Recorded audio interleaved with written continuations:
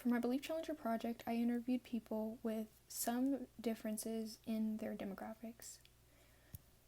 For age, there was one outlier, was my second person, who was 37, and then everyone else was in their 20s, with another person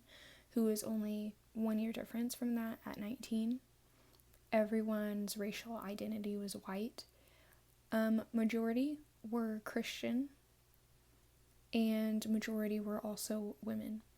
and then majority were also straight. For the person who was 37, she is a pastor, and she gives marriage advice for couples who are having issues in marriage, mainly related to infidelity, porn addiction issues, and I guess not technically like licensed sex therapy, but what you could do within like the scope of getting advice from a pastor or someone who you are like open about your struggles with, and you guys hold each other accountable. So for my results of telling them my belief, for starters, as a refresher, my belief was consent does not exist in marriage, and I found this on a TikTok video that gained a lot of traction. One thing I noticed was that the two Christian women had concerns about the creator, who said that consent doesn't exist in marriage, and they were really wondering more about her background and what really led her to say those things, and were wondering if she really understood how dangerous it was for her to say that. And when I asked the men, they were less aware of this belief, and I kind of had to ask some probing questions to kind of get them to say, like, maybe in media, have you heard of this kind of topic? Maybe not really in your real life, because I feel like it is something that women are more aware of than men are. Everyone agreed that the belief was not okay, based on, and not saying like ethically, but saying that they did not agree with the belief. Only 2 people could add on to the pseudoscience aspect. I did have to explain it a little bit to a few people, but I did specifically choose people who were not, the ones who were in college, who were not psychology majors, and a few of them may have taken psychology in high school, but no one I interviewed was a psychology major, so there was a little bit of refreshing done on pseudoscience, and the 2 who could add on to it were the 2 Christians, one Christian man and one Christian woman, and the Christian woman was the 37-year-old, and she was able to add on to pseudoscience with examples that she had found when she was giving advice to people, and really just like marriage books made for Christians and a lot of pseudoscience that was found there. Only 2 people were able to recognize the misquote that the original poster or the original creator of the video used in her content, and that was the Christian man and the Christian woman, and they were able to recognize because they have read 1 Corinthians themselves. The rest assumed that it was a real quote. They didn't question the quote, and they just thought that the creator's opinion was very extreme. The one with pseudoscience experience, the 37-year-old, was able, like I said, to bring up other examples within the Christian religion where Bible quotes are misconstrued and they're taken out of context to suit the climate that they're being used to serve. So basically just any patriarchal society, mainstream, where it would benefit the men to tell the women these things and to believe that consent does not exist in marriage. One person did say that pseudoscience and extreme statements like this are dangerous, and were able to put that into words. Many people were annoyed and shocked by this belief, specifically the non-Christians. They just were like, I mean, that is crazy, and it was kind of, you have to ask probing questions after that, because it's just, people were really thrown off by this because it is such a jarring thing for someone to say. And then, as I said, pretty much half were religious, and they had more to say on this topic because they could get past the, okay, I understand that this quote is not true. I personally know what this quote actually means, and I kind of want to get to the bottom of why she's saying this, instead of more of just the shock. So some of the interesting quotes I had, This first one is from the 37-year-old, and she said, Paul had a word of wisdom where that it is not kind, loving, helpful, healthy for one person to decide that this is now a sexless marriage, and I don't really care what you think about it. So if that's what she, the original creator, is saying, I would agree with her. The principle of sex in marriage being a good thing does not override, however, personal autonomy and the ability to decide what I do with my own body and how vulnerable and intimate I'm willing to be. And again, this goes back to her understanding of the Bible quote, and that Paul was speaking specifically to the people of Corinth when he was saying this, but that does not mean that this quote can be used to say that you do not have personal autonomy. And then the second quote comes from the younger Christian woman who was 20.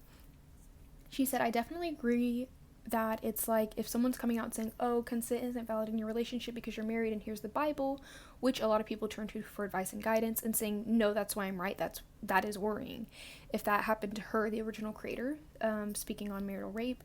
and she was like, actually, that's scary, I'm going to try to tell someone about it, and then people using what she said against her because she's already built this platform of, no, it doesn't exist because you're married, that is where it would be really unfortunate. And she thought they would just say the same things back to her, and she would realize how scary it is for other women once this kind of idea was given back to her. And also she touched on how saying these things and saying such polarizing things online really puts you in a box because people online are aware of your beliefs. So when you like misstep out of that big image you've created for yourself, there's just a lot of backlash, and there's just going to be a lot more spotlight on you when you say something that polarizing. Two other interesting quotes. This is again from the 37-year-old. The hot take consent doesn't exist in marriage is leaving open doors for men to abuse their wives, which does happen in really fundamentalist churches where hierarchy within marriage is really emphasized and female submission is really emphasized, where sex is demanded and unwanted sex happens a lot. I hope unknowingly that she is opening a door for that abuse that does happen. She could also be a victim of popular Christian self-help that is spread throughout the church. And then this is also her referring back to the literature that is recommended to Christians and to young Christians who are early in their marriages, or just as books that the church is like believing is going to be helpful for them, but it does contain a lot of that really harmful rhetoric that removes the autonomy from a person and kind of takes the quotes out of context. And she also mentioned that these self-help books, Christian self-help books specifically, were the ones that used a lot of pseudoscience, where it would be a therapist or a man who studies psychology, and he is taking what he knows and applying it and kind of twisting it to match his beliefs, but it's really him stating his beliefs in a way that sounds like it is scientific fact, and then it can be used in these books and republished in more Christian self-help books as fact when it really is just an opinion. And that is what is so dangerous about the original creator saying this, because she is saying it in a way with a Bible quote backing it that sounds like it is fact and that you should listen to her as an authority figure. And that's really the dangerous part. And then the last quote is from the Christian man. He said on the topic, I think especially with using the Bible as a piece of evidence, you have to not only look at this specific section, but also have to look at the entire thing. The Bible says, act upon someone as you would want them to act upon you. So if you take that into account, this is saying the man and the woman both commit to each other in body and soul. It is also utilizing Paul in the previous context of 1 Corinthians 7 just to explain. So just again, keeping that context of the Bible and context of what you're reading, and especially not, this was also in mention to pseudoscience and how context is very important when addressing pseudoscience and trying to determine if something is real or not, when I asked him about pseudoscience and what he knew about it. So for my thoughts, I really liked hearing people process the belief and going from that initial shock to kind of digesting it, and with the guided questions being like, okay, well, why is someone saying this? Where have I actually seen this before? Because people have seen this in their real lives, and how is this harmful to other people now?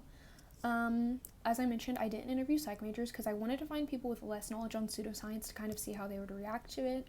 And it was strange to discuss sexuality related topics with some people, especially some of the people that I have known from high school, just because it's not a kind of conversation that I'm used to having, something that open. And I feel more reflective on the original belief, especially because of the responses from the Christian interviews that I did, just because they were looking more into why the person would say this, what their motives were. And it also made me kind of wonder, like, what is going on in your personal life that you would kind of get online and say this kind of thing, and just really wanting to understand more about it instead of taking it at the shock face value that I feel like she wanted that reaction. And then my overall thoughts on the project were that it made me really consider pseudoscience more, but also these polarizing beliefs that I see online, because there are a lot of videos like this that I see, and usually I do try to scroll past them and not interact when I know that they're trying to elicit a response from me. But because I was like doing this project and looking at this one, I was able to interview people and gain a lot of more insight into this topic and this world of Christian media that's being spread, and the idea of consent and what that looks like in religions. And if I were able to replicate this study, I would like to look at different religions, like Muslim, Jewish, Buddhist, even maybe, if there are any things I could learn from those ones and kind of see their perspective on consent, and really just repeat the study with more people and just gather more thoughts from it.